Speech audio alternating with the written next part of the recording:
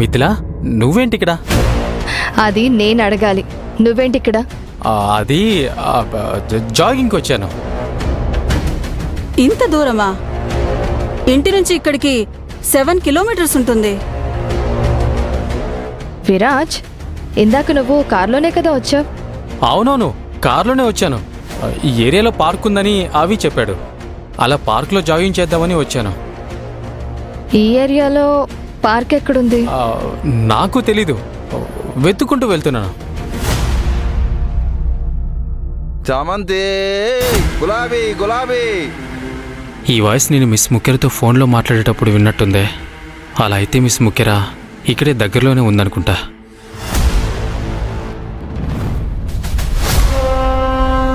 నువ్వు ఎర్లీ మార్నింగే నిద్రలేచి ఏ అమావాస్యకో పున్నమికో జాగింగ్కి వెళ్తావు. అలాంటిది ఇంత దూరం వచ్చి పార్కు వెతుకుతున్నావంటే నేను నమ్మలేకపోతున్నాను. విరాజ్ ఎప్పుడైనా మనం అనుకున్నట్టు నడుచుకున్నాడా? ఏమంటావు విరాజ్? అది సరే, మీరేంటిక్కడ? రమ్యను సత్యనారాయణ పూజకి పిలవడానికి వెళ్తున్నాం. నువ్వు కూడా రా. నువ్వు వస్తే రమ్య కూడా హ్యాపీగా ఫీల్ అవుతుంది. రా. లేదు లేదు, నేను రాలేను. ఎందుకు? అది నేను జాగింగ్ డ్రెస్లో ఉన్నాను కదా, ఇలా వస్తే బాగోదు. ఇలాంటి డ్రెస్లో నువ్వెప్పుడు రమ్య ఇంటికి వెళ్ళలేదా? నువ్వెందుకు రానంటున్నావో నాకు తెలుసులే.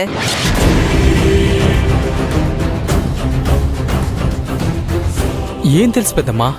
రమ్య ఇంటికి రావడం నీకిష్టం లేదు, అందుకే సాకులు చెప్తున్నావు. అయ్యో, మిస్ ముఖ్యరా నా ఇల్లు అనుకుని ఎవరో ఇంటి ముందు నిలబడింది. తను లోపలికి వెళ్తుందేమని నేను భయపడుతుంటే వీళ్ళేమో నన్ను రమ్య ఇంటికి రమ్మని బలవంత పెడుతున్నారు.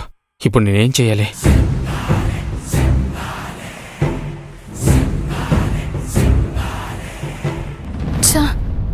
నేనింటి లోపలికి వెళ్ళడం కరెక్టో కాదో ఎందుకైనా మంచిది కాల్ చేసి చూస్తాను.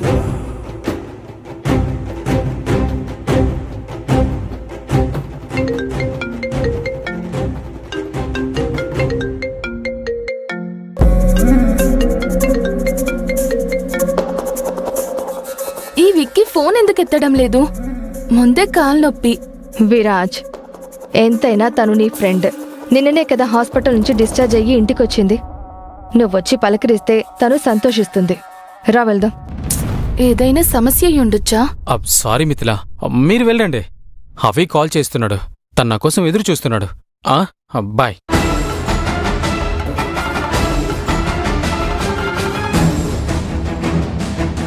చూసావా మిథిలా, రమ్య ఇంటికి రమ్మంటే ఎలా తప్పించుకున్నాడో?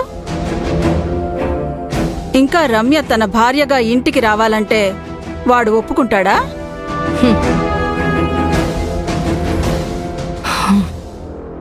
ఒప్పుకోవాలత్తయ్య, ఒప్పుకునేలా నేను చేస్తాను.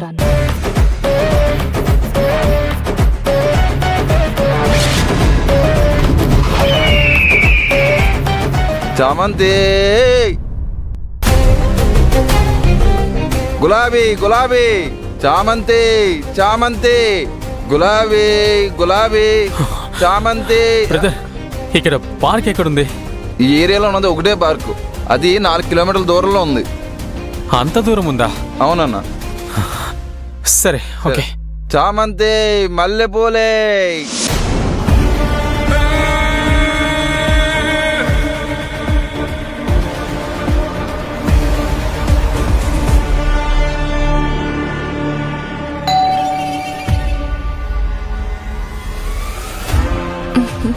మేడం నమస్తే. ఇవి అవి అమ్ముకోవడానికి పొద్దున్నే వచ్చేస్తారా? వెళ్ళమ్మా. అయ్యో, మీరు తప్పుగా అనుకుంటున్నారు. నేను సేల్స్ పర్సన్ కాదు. మరెవరమ్మా నువ్వు? అది విక్కీ గారిని కాస్త పిలుస్తారా? విక్కీనా? ఎవరా విక్కీ?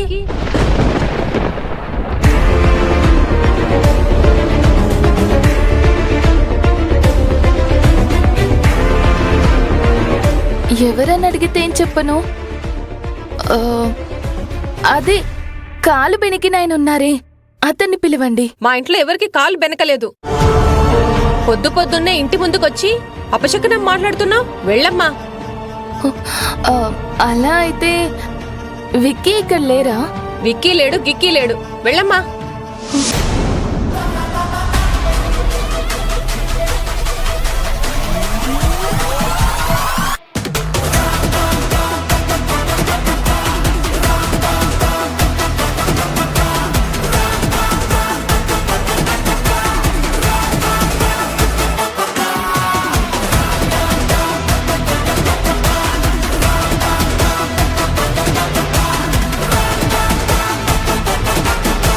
ఎక్స్క్యూజ్ మీ, చెప్పండి. ఇక్కడ పార్క్ ఎక్కడ ఉంది? ఇలాగే ఇంకొక 1/2 కిలోమీటర్ దూరం వెళ్ళండి. హాఫ్ కిలోమీటరా? ఆ, ఏ ముహూర్తంలో కాలు బెనికిందని చెప్పానో ఏమో, ఇప్పుడు నిజంగానే కాలు బెనికేలా ఉంది.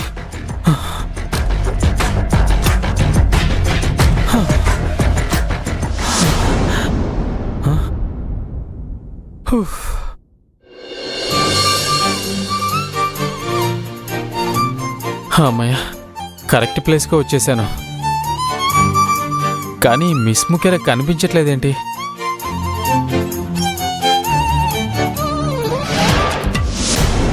ఇది విక్కీ గారి ఇల్లు కాదా? ఎవరో ఇల్లుని నా ఇల్లని నేనెందుకు చెప్తాను? నాకేమన్నా పిచ్చా? అయ్యో, నేను అలా అనడం లేదండి. ఓ మై గాడ్, ఈరోజు నా కథ అయిపోయింది. విక్కీ గారి ఇల్లు ఇదే కదా అన్నానంతే. అల్లుడు కాదు కూతురు మొగుడు అన్నట్టుంది నీ వరస. హా, విక్కీ గారికి ఒక చెల్లెలు కూడా ఉందండి, కాలేజ్కి వెళ్లే అమ్మాయి. ఆ అమ్మాయి నేను అడిగానా? పరాయి వాళ్ల వంశవృక్షాన్ని తెలుసుకొని నేనేం చేయాలి? అది చెప్తేనే కదా విక్కీ ఎవరో మీకు అర్థమవుతుంది, అందుకే చెప్పాను. ఆ, హా, విక్కీ ఆ, ఇంత ఆహా, ఇంత పొడుగుంటాడు. అవునా? అంత పెద్ద అబ్బాయి మా ఇంట్లో ఉన్నా నాకు కనిపించలేదా?